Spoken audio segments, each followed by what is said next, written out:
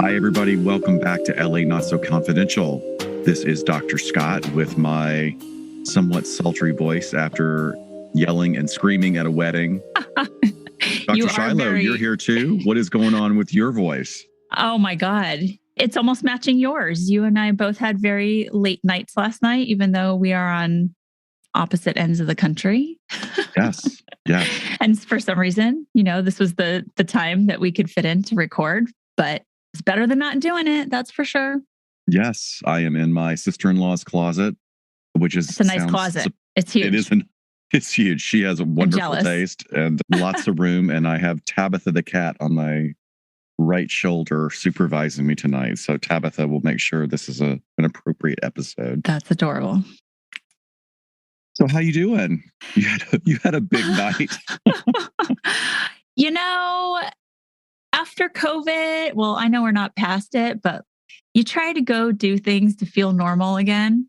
And people are crazy. That's what it comes down to.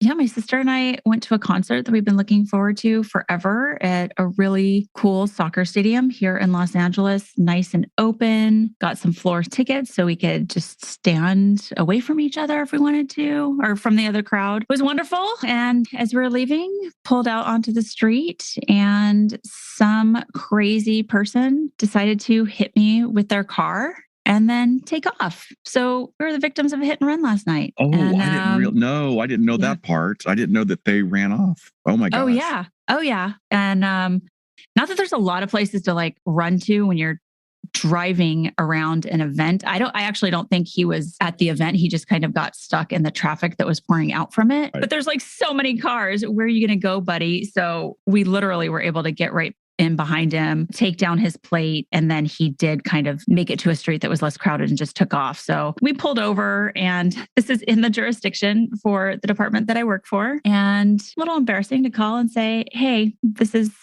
Dr. Shiloh. I need to make a report. But they were lovely and took care of me. And now I'm dealing with insurance stuff today. So yeah, victim of a crime last night, guys. I'm very sorry. You feeling okay? Yeah, I'm feeling fine. There's no injuries and minor damage. My car's bruised, but she still looks okay. Oh, it's not totaled then, right? No. Oh, gosh, no. Great. Okay. Could you imagine me having to get towed back from Los Angeles?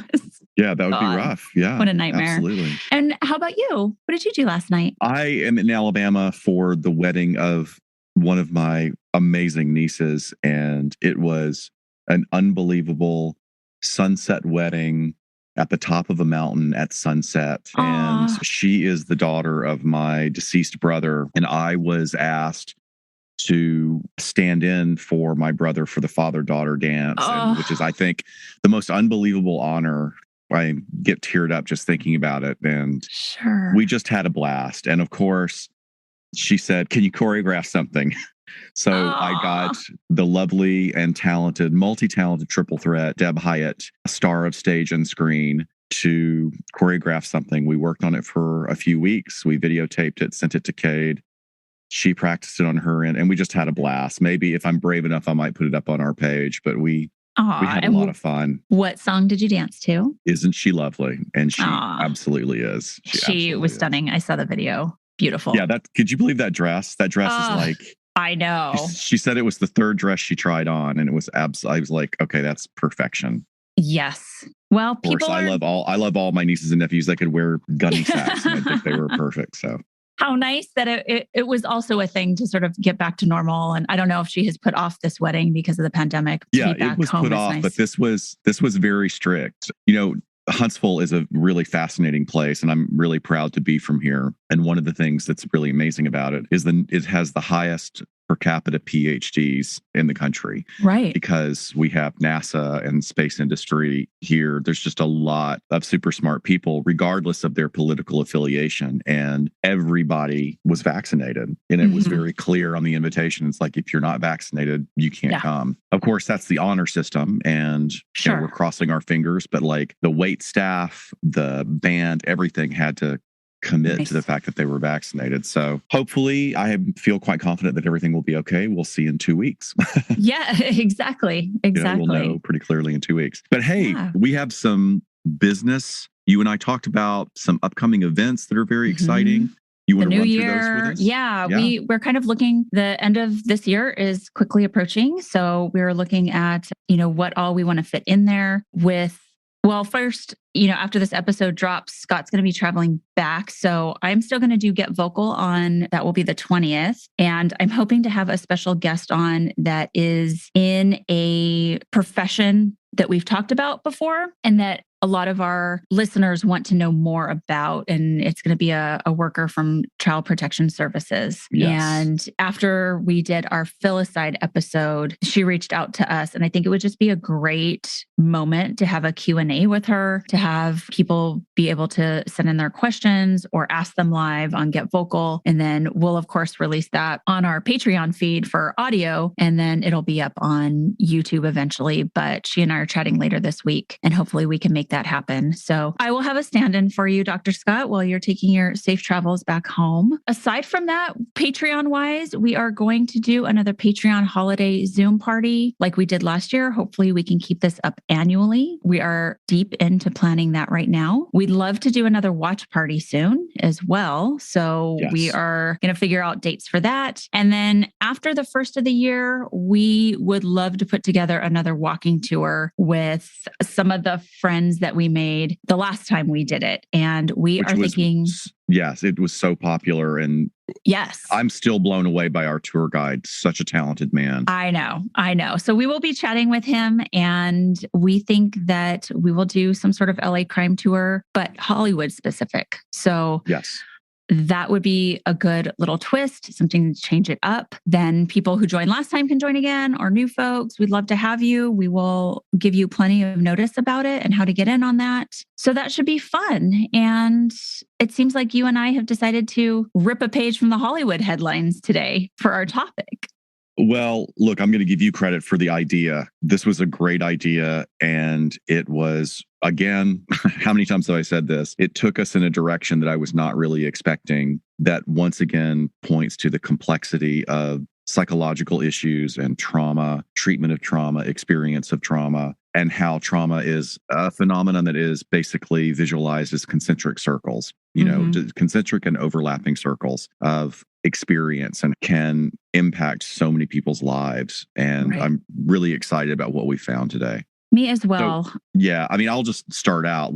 Look, this last month and a half has presented pretty much a watershed moment in Hollywood production history, not just because of the death of Helena Hutchins on the set of Rust, but finally because of the intense scrutiny that particular horrifying accident and incident has brought to this phenomenon, lax safety protocols on the sets of some movie and television productions. Yeah. So just as a quick recap, and I think we're going to get into it a little more in a bit, but most people are probably familiar with recently Alec Baldwin, who was producing and is the star of this passion project. It's a Western called Rust, discharged what was supposed to be a quote unquote cold gun, a non-live loaded weapon, during a rehearsal on the set. And from what we know, the gun had not been properly prepared or checked in the accepted and required procedures that are necessary to prevent injuries on set. Tragically, the discharge of the weapon resulted in the fatal wounding of Helena Hutchins. She's a Ukrainian-born American Film Institute graduate. And the single discharge of that weapon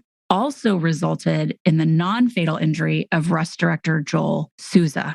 Yeah, it's huge. It is sad. It is infuriating that this is not the first time that poor safety protocol compliance has resulted in the death of a cast and crew members of a production. We have a few brief examples of other terrible set deaths that could have been prevented, but also tended to kind of die in the press without a lot of change happening as a result. I think that Helena's tragic death actually is going to be a major turning point in safety on sets, and as well it should be, and I hope it is. But there have been way too many of these kind of events, and I wanted to share a section of them with our listeners. Yeah, so if you guys remember A Vampire in Brooklyn, it was a film starring Angela Bassett, and on November 3rd, 1994, while filming a scene, Angela Bassett's stunt double, 27-year-old Sonia Davis, died tragically when a 42-foot backwards fall stunt went horribly wrong. What makes this just heartaching beyond belief is that her mother and siblings were there to watch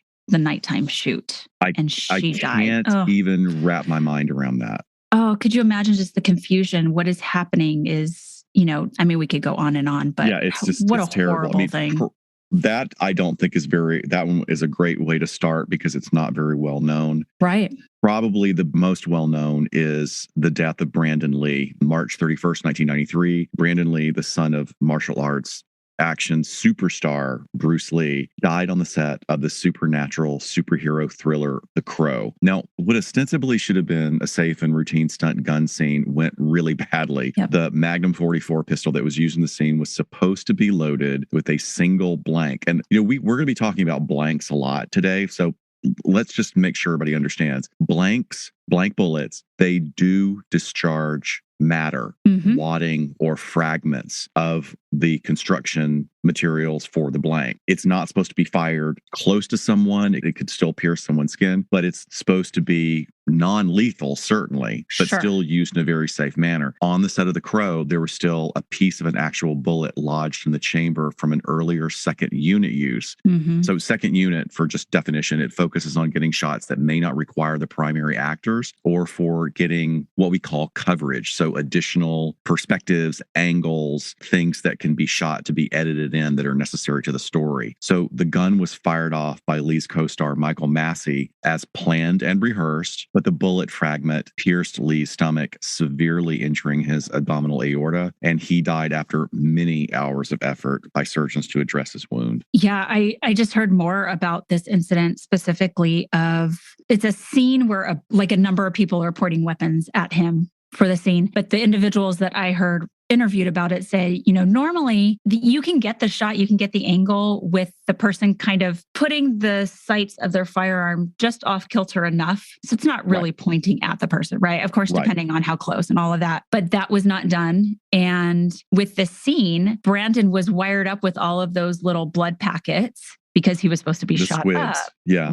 Right. And afterwards, he expressed feeling pain. And then they were like, it's like almost being shot by a real gun. And then there's blood packets. So they couldn't even see the real blood. And then he gets taken to his trailer and I think was found in his shower. He went to go take a shower afterwards. And that's where he was found. Just brutal. And obviously that one's coming up because of the similarity to the situation on Rust, right? Right. And they're not always weapons involved. I mean, in the movie version of the cult television show, The Twilight Zone, there was Twilight Zone, the movie. It was filmed in 1983. That resulted in the death of actor Vic Morrow, who had a long career in movies and television prior to that, as well as the death of child actors Micah Din Lee and Renee Sin Yi Chen, Vietnamese-born actors. So in that case, a pyrotechnic effect that was made to represent a mortar blast exploded too close to the helicopter. Now, why did it explode too close to the helicopter? Not because of the pyrotechnic expert, but because director John Landis had ordered the pilot to fly lower for the shot. The blast was placed exactly where it was supposed to be. It was correct. And the pilot was very experienced, but the direction by Landis resulted in, I even hate saying this, resulted in the beheading of Vic Morrow and Mika Din Lee by a helicopter blade, as well as crushing Renee Sin Yi Chen. Another actor on the set, Dick Peabody, has shared in interviews that Vic's last words in life while holding two children and waiting for the director to say action was, "I've got to be crazy to do this shot. I should have asked for a double." Oh, geez. Oh, I know. That we talk about that gut feeling a lot, right? Yeah. Man. Follow your gut. Yeah. Also in 2014, on the set of the William Hurt movie Midnight Rider, 27-year-old camera assistant Sarah Jones was struck and killed by a train while she was placed too near to the tracks to be able to safely evacuate, essentially. So the incident resulted in her death and the injury of several other people, as well as, again, another horrific piece here. It was captured on film by the crew's cameras. So the star, William Hurt, had expressed concerns multiple times, reportedly, about the crew's ability to safely get off the narrow bridge tracks in time for the passing of the train. And legal action was taken. And actually, director Randall Miller pled guilty to involuntary manslaughter as a result. Yeah, it's interesting to see which cases actually get adjudicated in charges. And the one that we're talking about with Rust, I mean, that is still developing as we speak about which charges are going to be coming up. Yeah. And then there was, just going back again to the 80s, John Eric Hexum. He was an up-and-coming television actor in the 80s, died by an accidental. I remember him. Yeah. Do you?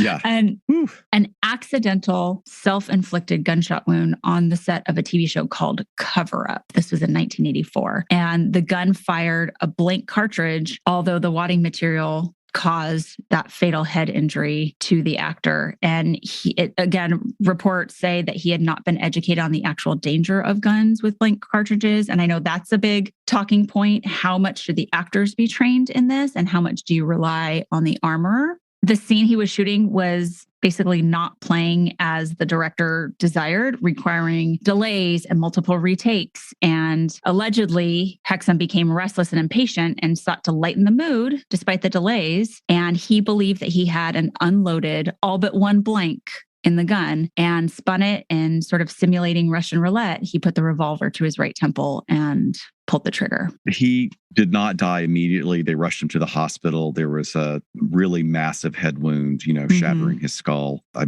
believe he lived for, I think, about a day in a coma.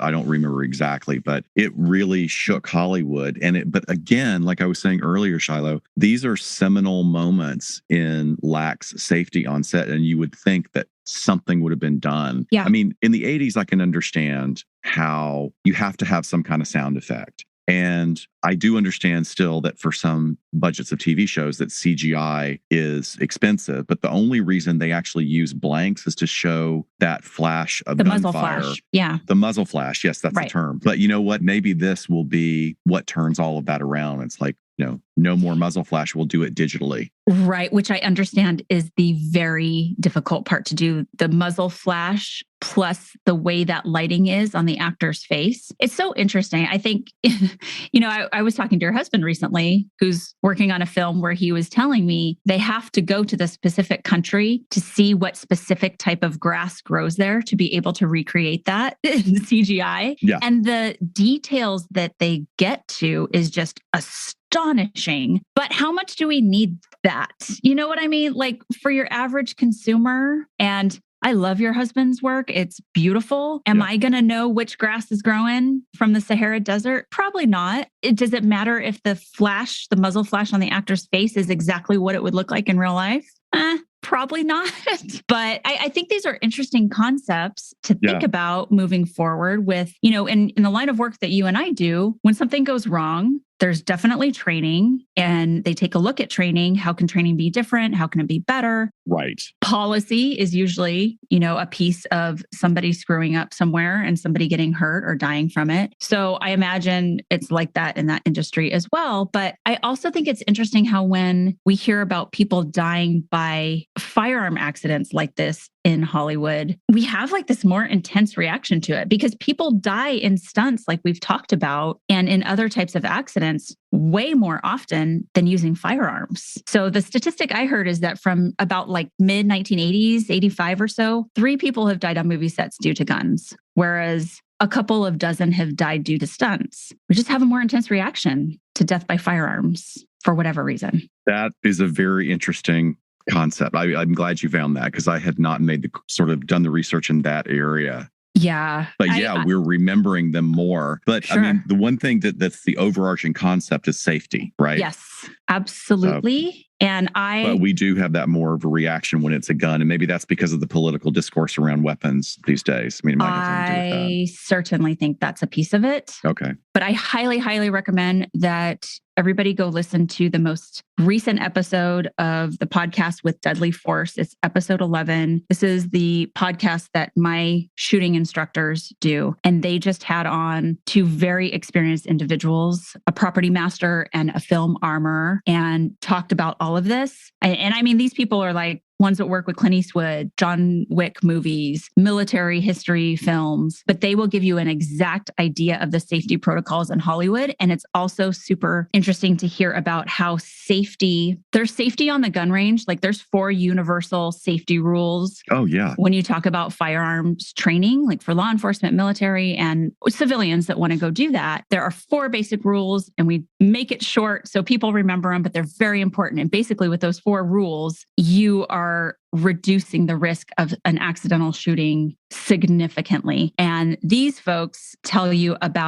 there are like 70 rules on a set. However, things may differ. Like I would never hand somebody a gun with the safety off, but they do because of the shot, right? If they give an actor a gun and say, okay, do you know how to take the safety off before the scene? And the actor's like, oh yeah, sure. And then they could be spending tens of thousands of dollars for one shot, depending on the effects. And if that actor pulls a trigger and nothing happens because he forgot to take the safety off, you just wasted a bunch of money. So it's so interesting to hear the different concepts of safety, yet there are people that take it incredibly seriously and are incredibly educated on it and are probably going to be advocating for more training all the way around. So I think you said something very important there in that last bullet point you offered, is that the guests on the show were a very experienced property master and a film armor or gun wrangler, as they sometimes call them. Emphasis on very experienced, because that's going to play a part in what we're talking about. So let me give a quick rundown of the timeline that exists up to what we know at the time of recording. So the players involved are Helena Hutchins. She was a cinematographer. You covered her. Total rising star in her profession, 42 years old. She had shot movies like Arch Enemy and Blind Fire. And back in 2019, she was selected as one of the American Cinematographers Rising Stars. She's a 2015 graduate of the American Film Institute here in Los Angeles. It's a very prestigious school. They don't accept everyone. It's an intense program. And she was a young mom and married while she was doing this. So it was like she was even taking it on under even more pressure. Now, another player is Alec Baldwin. He's an actor and producer. Most people would recognize him from a lot of pictures. He's been around for decades. Very successful, long-running show, 30 Rock. He's really a comedic genius. However, he does have a history of domestic issues. He had an angry phone message to his daughter that went viral years ago after he left a really, really not nice message. Yeah, it was pretty nasty. It was the language. Look, I understand that people get very angry with their family members, but it was really completely inappropriate on a lot of levels. So, indications that there's some poor judgment there, verging on what some people even called emotionally abusive. So history does not necessarily, the correlation is not causation, but I think that's interesting to look at, that he can have somewhat of a volatile personality. The first AD on Rust, which stands for Assistant Director, that was Dave Halls. And Mr. Halls has a history himself. It's documented that he was the subject of complaints for his behavior on set, as well as safety issues starting back in 2019. And in the follow-up interview with police, Halls confirmed that he did not make sure that all of the rounds in the gun that he handed to Baldwin had dummy bullets. And this is according to the current court documents. He told police when the film's armorer, Hannah Gutierrez Reed, presented him with the firearm, he could only remember seeing 3 rounds, and those would have been the dummy rounds or the blanks. And then we move on to another player who's very big in this, is the armorer on set, Hannah Gutierrez Reed. She herself is from a family of very experienced armorers or gun wranglers for movies and television. Prior to this event, she had spoken openly about her concerns regarding her experience in this area, despite coming from a family. And I think the context of that is stepping into the placement where you are taking responsibility for a full production. So now this is not verified, this bullet point. I want to be very clear, this is not verified, but I had trouble, there was allegedly an incident on her last project where she was responsible for providing an 11-year-old with a shotgun with a dummy round. And there was something going on where she was firing guns, not the child, but Hannah was firing the guns around the child in what was considered to be a haphazard way. And allegedly Nick Cage went off on her for her reckless behavior. She has stated in interviews regarding the Rust incident that she has no idea how live rounds made it to the set, that she has no idea. As of this past Wednesday, Gutierrez Reed's attorney is asserting that she was framed in a setup for this event. That's a twist. That's the quote. That's what her attorney is saying. She is not speaking. She's directing all correspondence to go through her attorney. Now, despite this assertion, the police records indicate that other live rounds had definitely been recovered from the set. Wow. And there were other set cast members saying that they had set up a shooting range in the area for people to get more experience. Now, that is problematic in itself. Nothing wrong with a shooting range, but that shooting range should not be in the same area as the set. Yeah, because now you're mixing ammo. Yeah. Exactly. Yeah, and definitely for it, because from what I understand, it was one round that essentially went through the first victim and then hit the second. That's definitely a live round. That's not wadding or a blank. That's not a fragment. No. Right. No. So I've also heard of this concept, and I wanted to pick your brain about it just because you're connected in the industry still. How long has it been that really we've been starting to outsource productions to places other than California significantly? Like last 15 years? It's longer than that. And look, again, that's a great point to bring up. So, and this is no criticism of other places developing their own film community. I'm not saying anything about that. I am just saying that, and this is something that my partner Dan and I discussed, is that years ago when Disney moved into Orlando, they wanted to do their own productions there as well. So there was like this big buildup that Florida is the new Hollywood, or Orlando is the new Hollywood. And they even filmed some shows there. It did not take off. And then for the long term. And then there was also effort or a lot of production that was done in Texas. And then Texas was going to be the next Hollywood. And there are actually some really great Texas film directors that have come out of that, but it's not Hollywood. And then they were saying now it's going to be other sort of right to work states, because everybody wants to go to the non-union states so that they can get. And now, of course, it's Atlanta. And a lot of things have been done in Atlanta. Tyler Perry has a wonderful booming business there and gives a great boost to the economy. Dan worked on Hunger Games there. Right. The Walking Dead. But the reality is that I really think, I mean, I'm not speaking just for myself, I'm speaking for other professionals that we have discussed this incident, that the reason things like this happen is because they were done on a location, not in Hollywood proper. Yeah. Now, I'm not saying that that's because I think The Crow was filmed here in Los Angeles, so it happened on the set of The Crow. But it's less likely to happen here because it's so strict and there's so many protocols that are followed. And that seems to be a big part of what happened here, is that a lot of things broke down. So part of that is that it's my understanding that when a production goes out of state or away from Hollywood, that sometimes with budgeting restrictions, you're maybe not taking as many people as part of your team as you normally would. Right. And therefore, if we're talking 20 years, you might have a whole generation of specialists in different areas that are not trained properly, or you just kind of have a gap. You have kind of the old people doing it, and then you have like young up and coming people. And there's sort of this generation gap where they're not getting the proper experience or exposure or being able to go on as many shoots.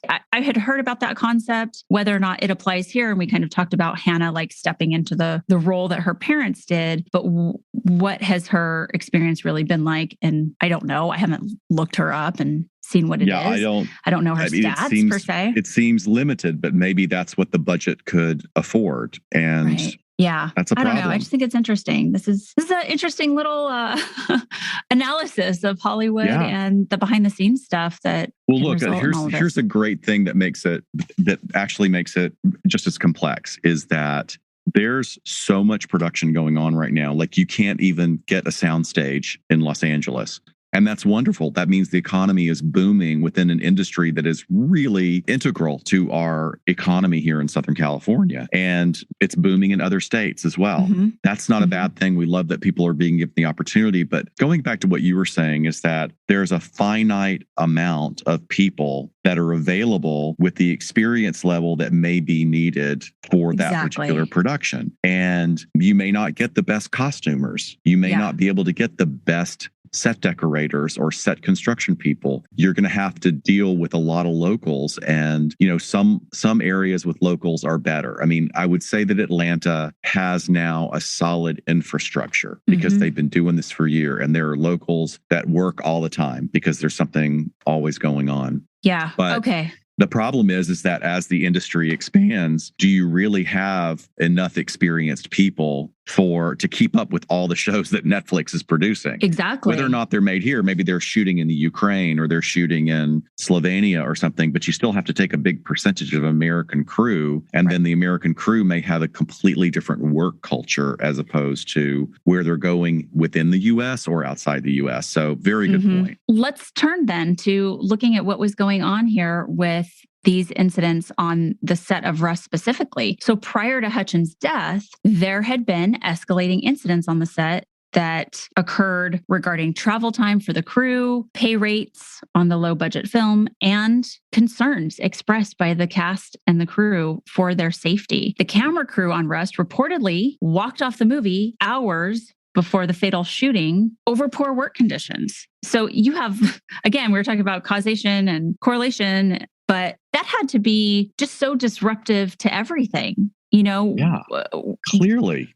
I mean, why are you starting to rehearse or film again within hours? I would think that would be so disruptive that you would need to call a day, regroup. So it was actually on October 21st that Alec Baldwin fired that gun while rehearsing that killed Hutchins. And on the next day, it was confirmed that the gun Baldwin was handed had a live round in it. So once the investigation is underway, this was confirmed through the investigation with communication with the Prop Masters Union. Unions is a whole other thing too, right? I mean, they're going to have a lot of power in what goes on as far as training and expectations in the future, I think.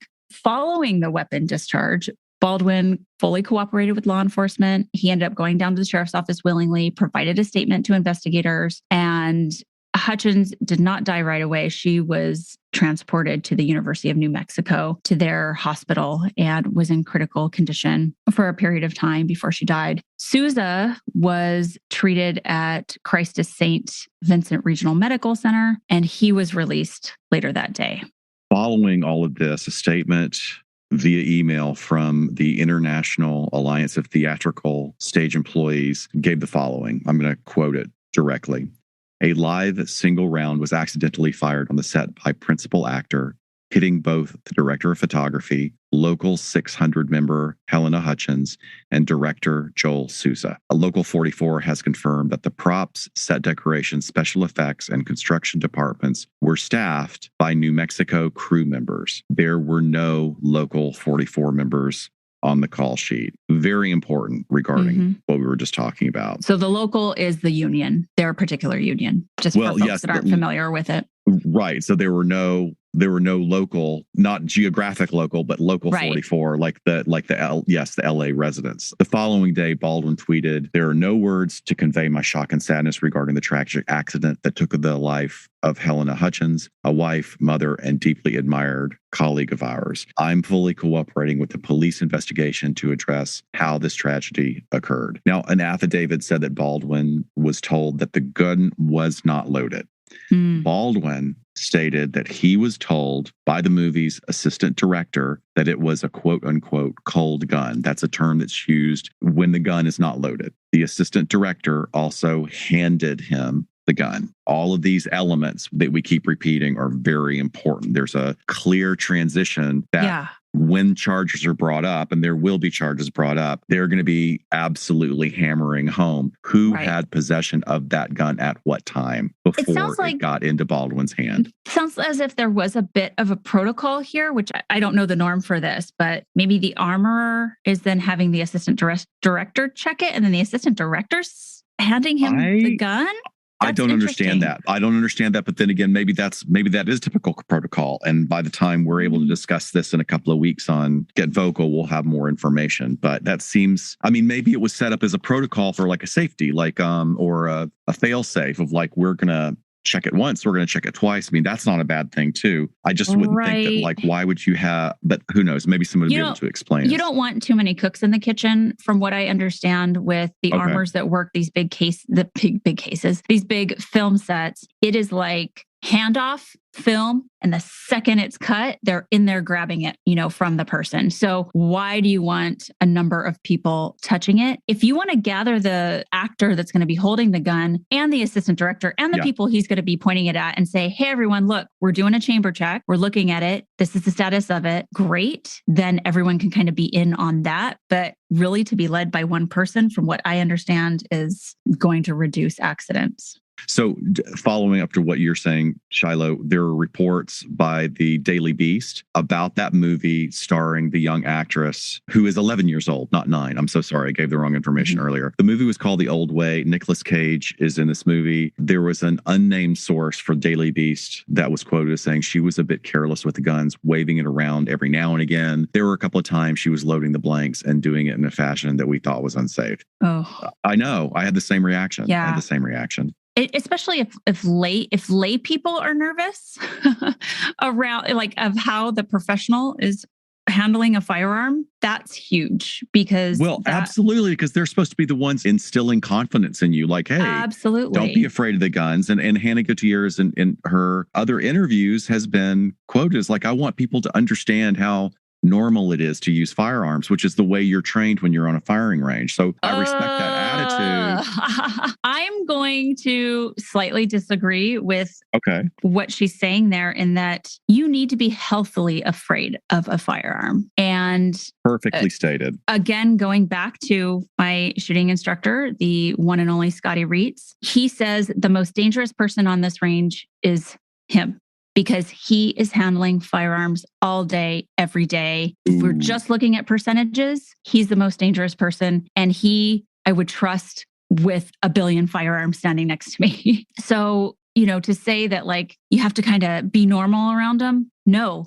you have to respect them. You have to honor them and what they're capable of. And I can tell you, if you go to a real shooting class and you are being taught and shooting and going through your firing exercises, it is so mentally draining by the end of the day, because you have to be locked on. There is no wiggle room for anything less. I mean, really, your head is in it. You would be surprised how mentally draining it is to be in a firearms course. You think the physicality of it, which of course, yes, but go spend 6, 7, 8 hours on a range, and everybody should feel like that at the end of the day, because then they were paying attention and intensely tuned in to their safety and everyone else's. So it's, again, like, some of these things are unverified. Some of these things are kind of third party from, perhaps how she was acting on sets. But I'm saying for anyone, if anyone listening here is in the industry and there's some sort of technology or weapon on a set and you're fearful or uncomfortable with how it's being treated, say something. That's what active bystandership is. We need to be able to call each other out on that stuff. Right. And maybe there's a little bit of education. Maybe there's a little bit of explaining of, like, why that's okay. But if you're uncomfortable, call them out on it. I mean, this is dangerous stuff. So sorry, I get off my soapbox now. No, I'm glad you do. I love when you pull out your soapbox. It knocks me off mine a little bit, which is perfect. But we want to move on to two major psych concepts involved in these, which is unintentional killing and moral injury. Yeah, because that's what we're all talking about here. There is this horrific incident that happened, and it's natural for us to want to think about the people who are injured and the people who died and their families. But there are way more individuals involved here who have suffered trauma. So unintentional killing, let me just back up a second here. All deaths of a human caused by another human is considered homicide. So that word is just when one human kills another. But an unintentional killing, by definition, is committed by people who did not foresee the consequences of their actions. So there may be no charges filed because there was no neglect or criminal act. And Scott's going to talk about manslaughter later. And the actual charges that a prosecuting attorney could seek would depend on those circumstances and the events leading up to the death, as well as the state's case and the elements of the crime that prosecuting attorney believes they'll be able to prove at trial. However, when an unintentional killing reaches the criminal justice system, they don't contain a high amount of malice because they're not planned by definition, right? They're unintentional. Right. We can say accidental. There's a lot of legal definitions here and kind of lay definitions that we're talking about, but unintentional meaning usually it's an accident of some sort where the person did not intend, obviously, to kill somebody else. And from their understanding, all safety precautions were taken to make sure that that didn't happen. And that's not just in the scenario we're talking about. I'll run through some others that I remember too. But do you want to tell us more about moral injury off the top? Right, because these two things, especially, in unintentional killing and leading to moral injury, are these intertwined concepts. I mean, besides the inevitable shock of an unintended death, unintentionally causing a death, the position of the responsibility for the individual in, like, someone in Baldwin's place could result in what we call a moral injury. And moral injury is the term that we use for when individuals experience a traumatic level of guilt when their actions and their behaviors fail to live up to their moral expectations.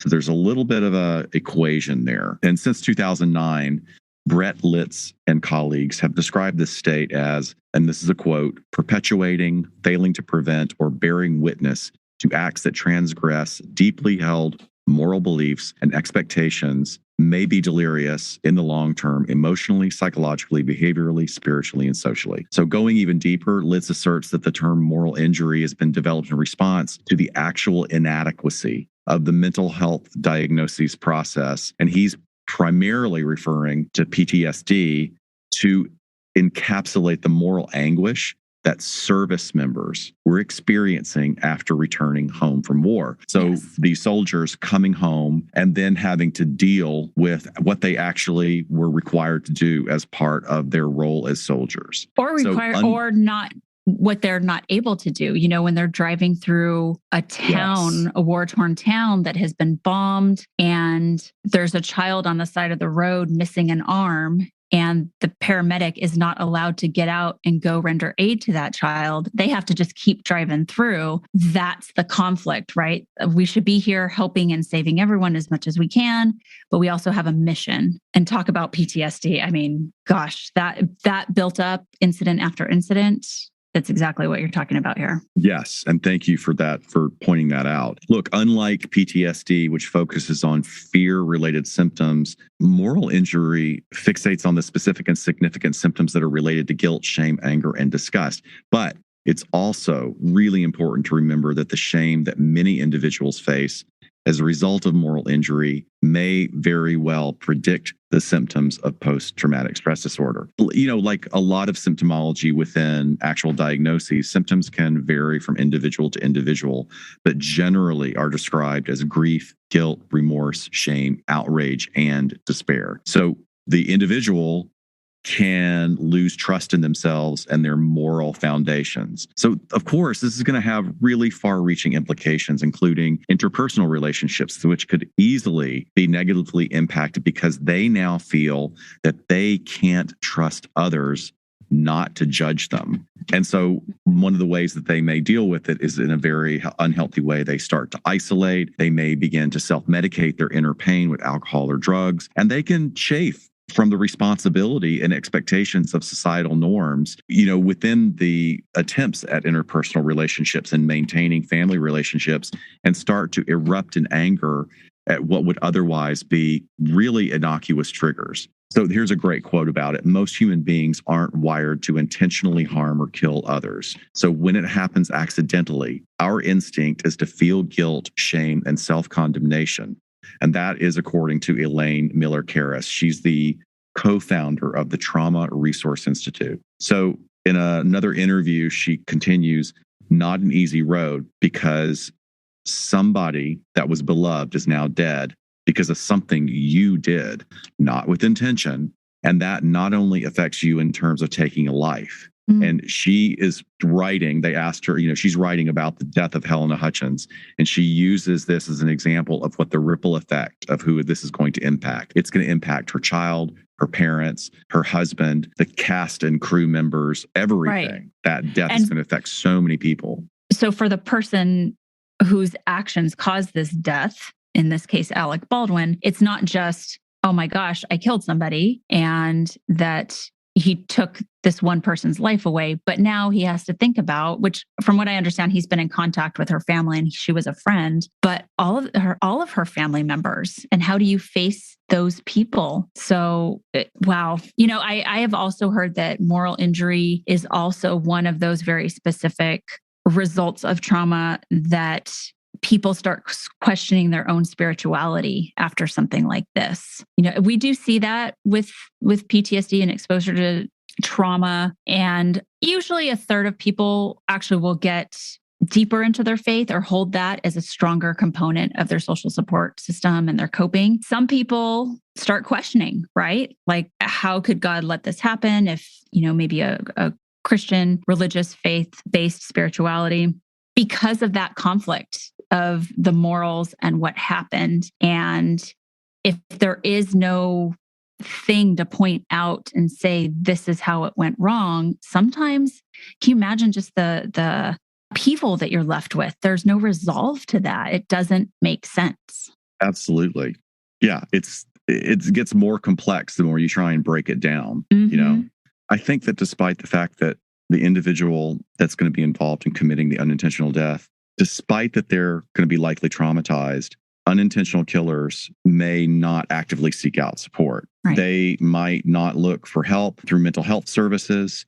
And that can stem from the fear that they themselves believe that their feelings about the event are invalid because those feelings are secondary to the trauma that has caused the loss to someone else, right? Right. We don't really talk about these because we're usually talk about intentional perpetrators. But when we make it this unintentional perpetrator, this unintentional event, it really changed the whole dynamic of the emotional processing.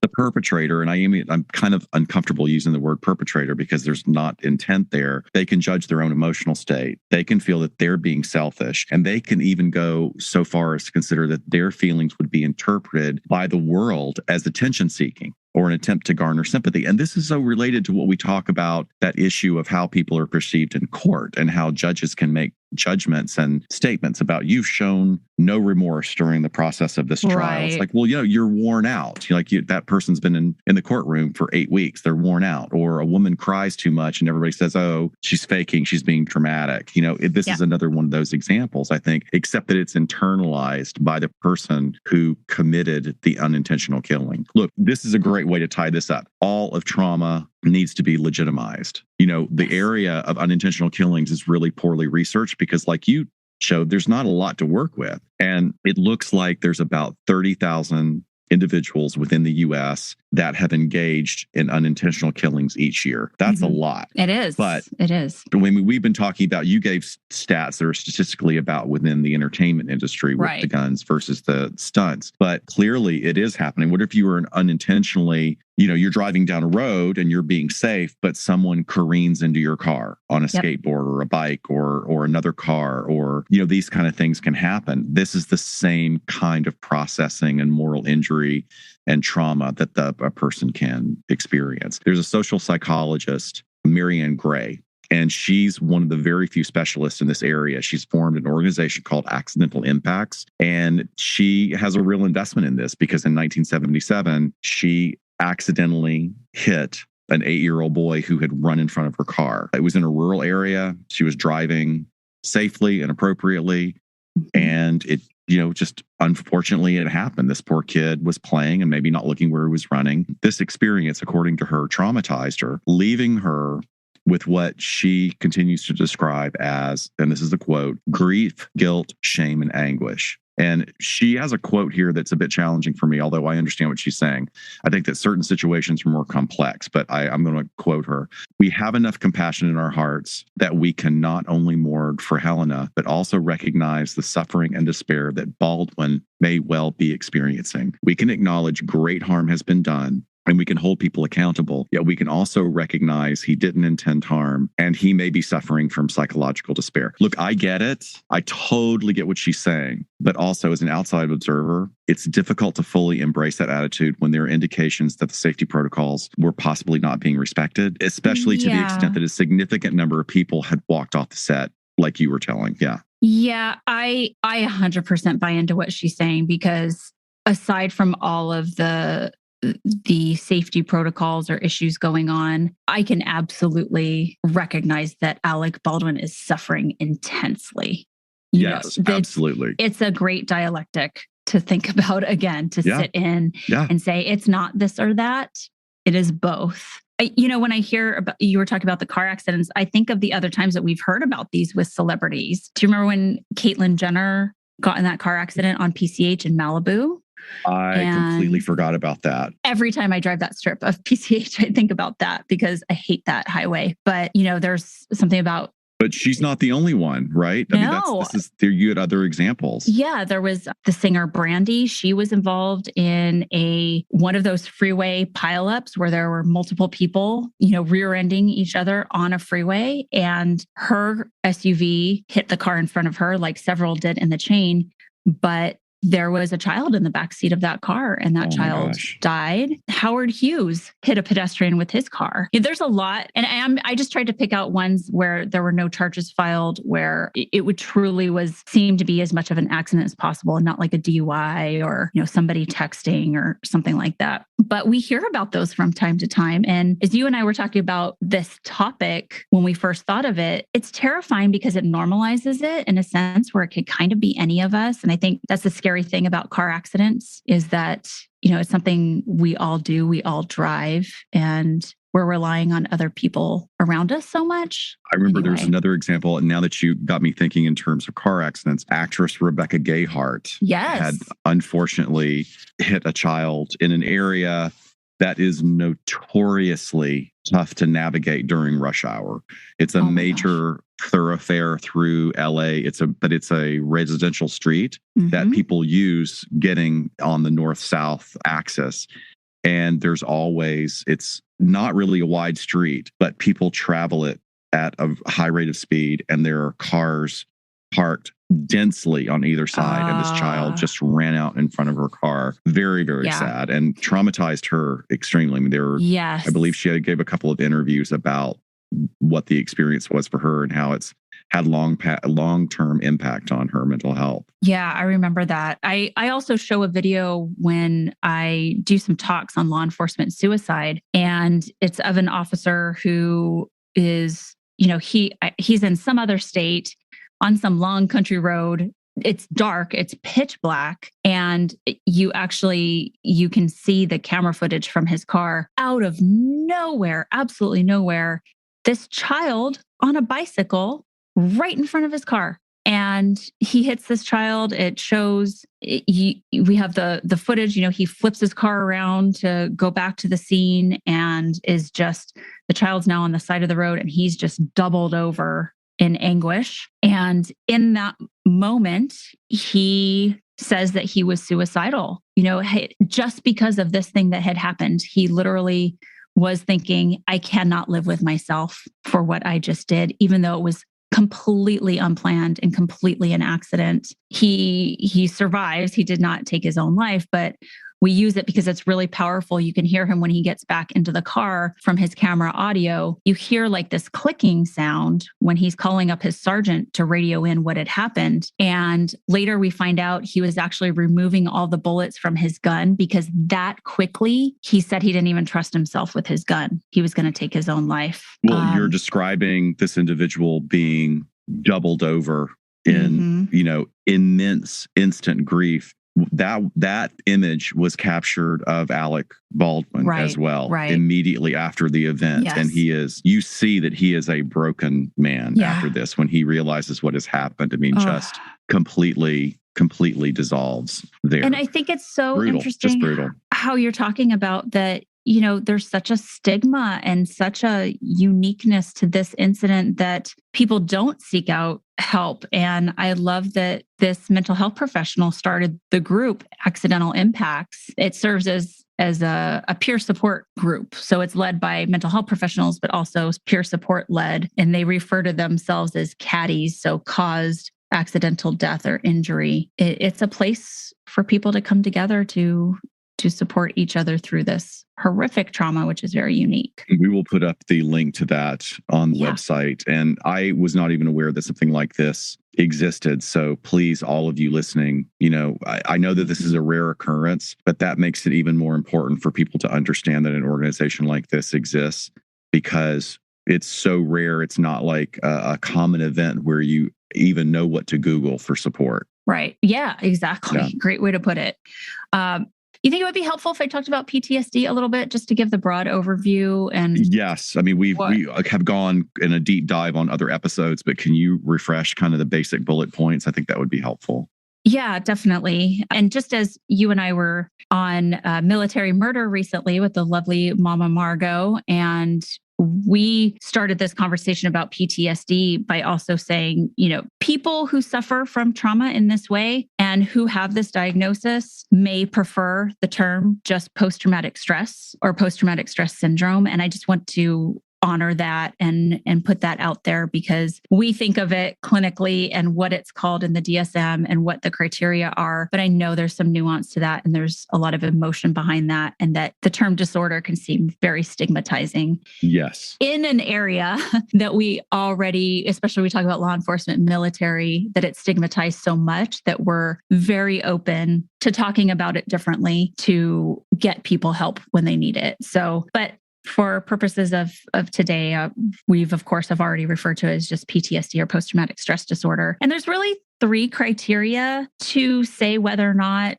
somebody could be diagnosed with post-traumatic stress disorder. Bullet point number 1 is that you have to have been exposed to a traumatic event. And a traumatic event that we're defining in this sense is that it either caused great bodily injury or death, or there was the threat of that. So you can also experience it yourself or witness it. That could be somebody points a gun at me, so I am feeling threatened, yet the gun was not fired, it did not injure me or kill me, but the potential was enough. Or you could witness a horrific car accident involving someone else, and that injury or death to that person, even though your life wasn't threatened, still falls under this first category umbrella of what needs to happen for us to say, okay, yeah, let's look at the symptoms and how you reacted to see if we're going down the path of PTSD here. Second bullet point is that after you have experienced this traumatic event, that your reaction has to be one of intense fear, horror, or helplessness. So when I was talking about maybe a military service member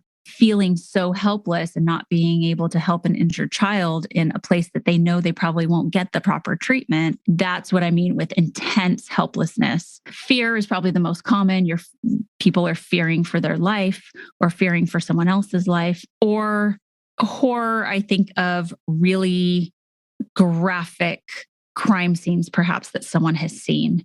That's going to evoke that emotion of horror. So once you have those 2 things on board, then we start looking at symptoms. So if you and I were to do an assessment for someone that comes into our office that had a traumatic event happen, they responded with intense fear, we would then talk to them about what symptomology is presenting for them. And all of these symptoms within the first few weeks are 100% natural and normal for somebody to feel after this event. And people are going to have basically a little variety platter, their own variety platter of symptoms. They might not have every single one. They might have a few from one category, a few from another. It's just going to depend. And that's the thing with trauma and PTSD, is that so much depends on that person's experience, their previous trauma, the way in which they handle stress. All of that can culminate to how are you going to deal with this one thing? And I don't mean deal with it in like a conscious way, but how is your body and your brain chemistry prepared for this traumatic event?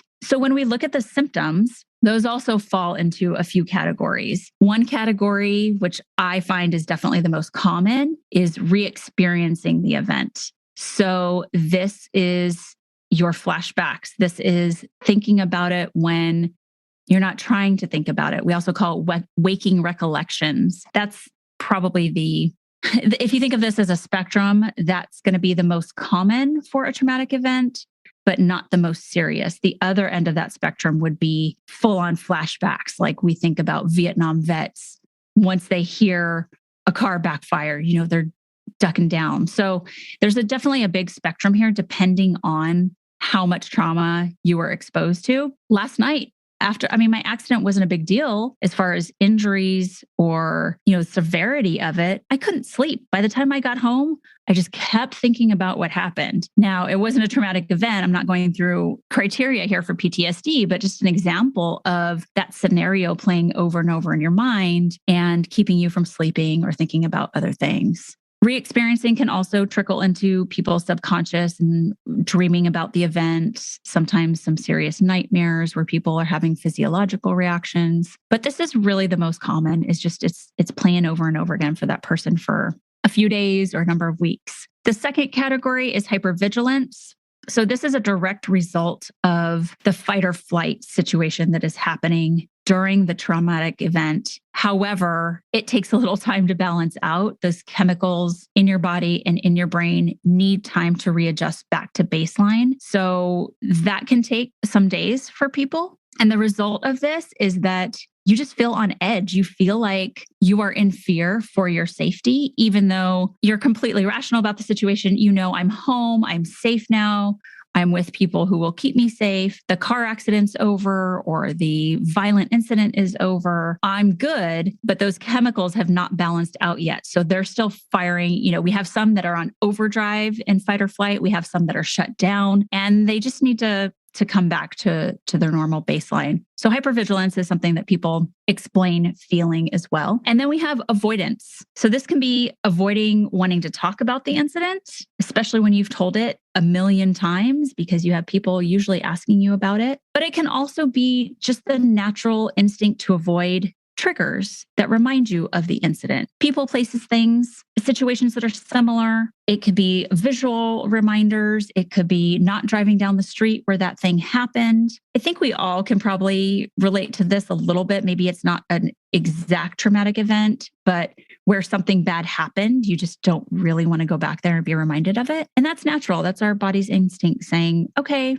feels uncomfortable, don't need anxiety right now. I'm going to lower that as much as possible. And so we tend to then avoid those things. And then a recent additional category in the DSM-5 is just that there's some negative change in the way that you experience the world, the way that you think, the way that you feel. I feel like this is sort of a no kidding item. I don't know if they needed to add this in there. I think at least temporarily people feel that way. But if it sticks around long enough, that's when it can be problematic. So if you're not moving into post-traumatic growth, then you could be stuck. And that's when we look at PTSD, we look at these symptoms. And if they stick around for longer than a month, that's when we want to make sure you get support. You have somebody to help you kind of move through and process this a little bit better. You probably just need a little bit of help because you're stuck in the processing phase of all of this. I love that you said that last bullet point, because that to me sounds like the issues of the moral injury, where you start to lose trust in the faith of opinion of others that you've previously had. Suddenly it's like, well, how can I trust them to have any kind of real positive opinion about me if I've done this awful thing? Or that just seems sort of similar or parallel. How do I trust people if I trusted people to give me a gun that wouldn't kill anybody? How do you just trust people in general anymore? I mean, this could be very long-standing. I mean, I do, I felt like this was something that didn't necessarily have to be said. I think it kind of went hand in hand with PTSD, but it's a great example of exactly what you're talking about with moral injury. Again, all of these natural and normal for someone to feel after an abnormal event, right? But I would say the symptoms usually subside around the 3-week mark. People are generally pretty good. We're very resilient people. Yes. Humans are. And majority of people will experience a traumatic event in their life, but not everybody. A very low percentage will go on to develop post-traumatic stress disorder. This could be also cumulative. It just doesn't have to be one event. Like we talked about, somebody with several incidents of trauma in their background, perhaps, or several combat missions in military. We call that complex trauma. It's very, very complex because it could be a trauma sparks all of these symptoms that isn't even as quote unquote like a big deal as the first 3 traumas that came, but it's just something about the accumulation that breaks those symptoms to the surface. Well, thank you it's interesting. We try and keep it brief, and that is brief compared to how incredibly profound PTSD and PTSS are. But it's important.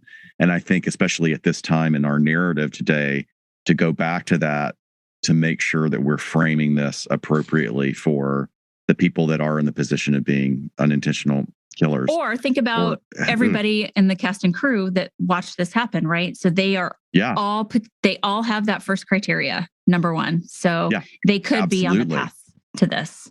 So when we talk about what kind of charges that could come up, certainly we're not right there where it's all going down. There's a lot of things that could happen, but the most common one, I'm not saying the most likely one, but the most common one in this situation for an unintended perpetration of a killing would be manslaughter. So I think that the legal issues in this case regarding manslaughter, we're going to frame it from what we know on this date that we're recording from our current perspective. So the definition of manslaughter is the crime of killing a human being without malice, without a forethought, or otherwise in circumstances not amounting to murder. So manslaughter in the United States is viewed in 3 types of unlawful killings. The first, there is voluntary manslaughter. And this is where it gets a little dicey about what part of the Venn diagram it falls in. Is voluntary manslaughter is an intentional homicide committed in sudden heat or passion, quote unquote, as the result of what has to be perceived by the system or the charge as a quote unquote adequate provocation. That's not applying to this at all. The second one, though, the second consideration for a charge of manslaughter is the involuntary manslaughter, which is also an unintentional homicide that was committed in a manner that is considered to be criminally negligent. That definitely seems like that would be a possibility here. And then lastly, there's an involuntary manslaughter that's an unintentional homicide that occurred during the commission or attempted commission of an unlawful act, which does not amount to a felony. And usually in this case, the charge is then bumped up because of the triggering of the felony murder rule. Yeah.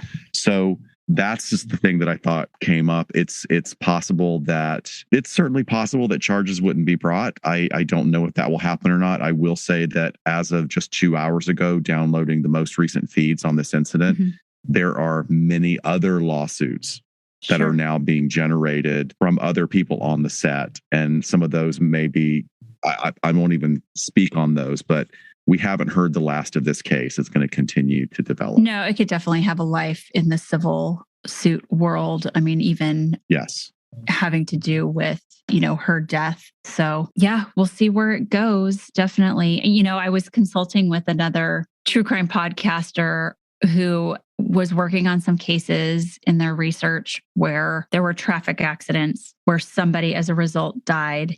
And they were asking me, how can there be no charges filed in any of these? And I think it's just a good demonstration of just how it doesn't sit well with us. If it is truly an accident and there is no negligence and no, sometimes even fault of the victim, it's just an accident. And people might not be held responsible for the death of that person. And that's the question. Should they, if they couldn't even predict that this was going to happen or take action to stop it? But it just doesn't, it doesn't sit well with us. It doesn't, but I'm so glad that you pointed that out. That is a really great point, is that this is the horrific distress tolerance that everybody has to sit in, and a lot of people are not. And I can understand that. If I was a family member, if I could think of like someone that unintentionally killed my husband, I've been with for decades, how would I feel about that? I'm not sure I would be thinking in the most reasonable manner. I would want an eye for an eye. Right. Hopefully I would respond better, but I can understand, you're talking about this and shining light on that it is an ever more complex issue. that not everybody is going to see very clearly. It's unintentional. It was an accident. And we live in a world right now where people are so triggered and spun out by the complexities and the challenges of the world that we've had over the past couple of years, that we're reactive. Yep. And when you come from a reactive place, you aren't always thinking clearly. So thank you so much for tying it up like that. Sure. I do want us for the end of this episode to make sure that we really do honor the victim in this. I mean, although there are many victims, it did result in the loss of life of Helena Hutchins, who was just on the precipice of an even more amazing life than she had already created. And I think it's a good thing for us to, give a memorial for her. Let's do that. Hutchins grew up on a remote Soviet military base. I just think, middle of nowhere. Tons of snow. Thinking like, this is where this woman grew up. Wow. And then she received a graduate degree in international journalism from Kiev National University in the Ukraine. Prior to coming to the US, she worked in Eastern Europe on British documentary productions and films. When she arrived at the US, she started as a production assistant while also immersing herself in fashion photography so that she could learn more about what she called the aesthetics of lighting in an effort to sharpen her skills in creating specific moods used in capturing them on film. Very neat. In 2013, she was accepted into a 2-year program at the AFI Conservatory. She graduated in 2015 after completing the grueling 2-year intensive program as the cinematography student. The publisher of American Cinematographer magazine, Stephen Pizzillo, said that Helena had not only a joyful spirit, but a strong sense of how to network in the movie business. Pizzillo knew her family closely and considered her a dear friend. Another cinematographer, Andriy Semeniuk, remembered how she welcomed him when he came to the United States and made an effort to include him in some of her assignments. Semeniuk considered her a mentor who stood out for her willingness to help others. He's quoted as saying, "In the film industry, which is super competitive, it's not enough to have talent. It's good to have this human, appealing personality." Helena Hutchins is survived by her husband, Matthew Hutchins, with whom she had a son. So, you guys, thanks for sticking with us today. I think this is such a current and fascinating issue to be discussing. And definitely, although this week's Get Vocal will be on another subject, we will definitely want to circle around because in probably 2 weeks, next time we're scheduling one, I'm sure there will be more developments on this story. Right. So if you have questions and you want to dip in or send us emails about particular aspects of psych issues involved in this, we will try and cover that as well as whatever else develops. Yeah, absolutely. We just want everybody to be safe in whatever your industry is. So Yes. It was very eye-opening to kind of peel back some layers in this specific area that you have great experience with and that we don't talk about too much. We talk about the depictions of some of these psych disorders that we see in entertainment, but it was neat to kind of look at what's going on with something that's very fresh in the news, which is, you guys know that's not really our style, but we can pass this up and talking about these unique concepts. Yes, I think one of the ways that we were able to jump into something that was so current is that it doesn't seem that the mental health issues of the individuals involved in this were particular to the commission of the event. There we go. Yeah. If it had been, that would have been something that we will always take a step back on. But what is great to illustrate here is that trauma can come in many forms and it affects many people. Not only, and I hate seeing the word perpetrator, but an unintentional killing can really have ripple effects on everyone involved. Yeah. So yeah, absolutely. Let's keep talking about it. All right. Thank you, Dr. Scott. Good to see you. Thank you, Dr. Shaw. Thanks, guys, for bearing with us.